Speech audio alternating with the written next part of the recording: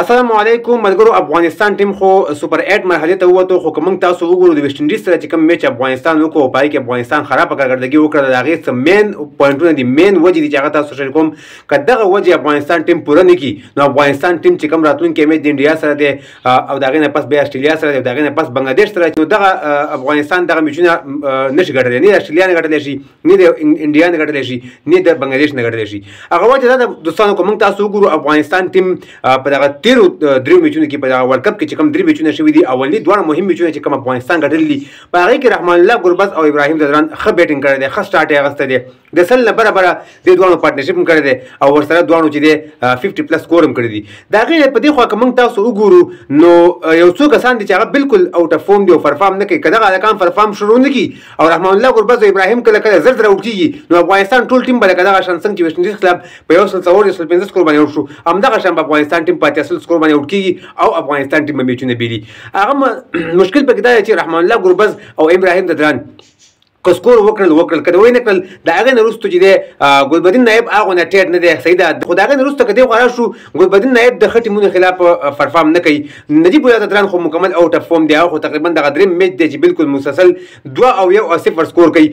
محمد نبي ته که موږ وګورو میډل ارډر بیټینګ کې دغه هلکان چې کوم دي محمد نبي پکې بیټینګ نه کوي. که موږ تاسو وګورو کریم جنات پکې بیټینګ کوي، هغه بیټینګ کولی شي، هغه پکې بیټینګ نه کوي.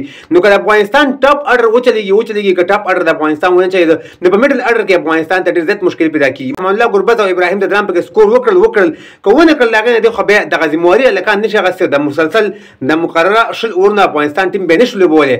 دغلته مطلب دا چې دا کوم هلکان اوټ اف فورم دي دغې هم ذمهواري اخیستل پکار دی. روان میچ چې کوم سبا د انډیا سره دی د افغانستان وخت مطابق دغه میچ په 2 بجې شروع کېږي، پاکستان وخت مطابق دغه میچ په 9 بجې شروع کېږي.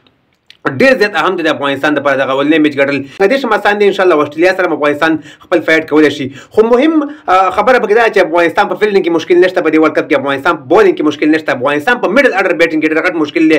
نجیب ځدران شو، کریم جنت شو، ګلبدین نایب شو، محمد نبي شو، دغه هلکان 4-5 هلکان بالکل فرفام نه کوي، بالکل اوټ اف فورم دي او دغه هلکان له د فورم راتلګ او د فورم راوستل دغه ډېر زیات ضرور دی په دې ورلډ کپ کې چې انډیا سره استرالیا سره او د بنګلادیش سره چې کوم درې میچونه دي هلکان ښه فرفام وکړي او خواري وکړي، محنت وکړي او دغه میډل ارډر بیټسمنان کم از کم ځان فورم ته راولي.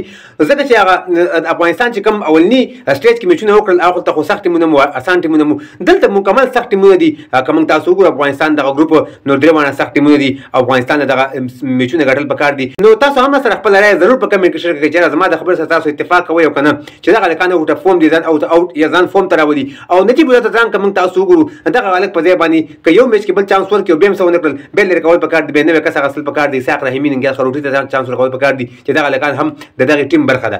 د ویډیو کتلو زیاته مننه. ویډیو مخکې ملګرو سره ضرور شریک کړئ. د الله په امان.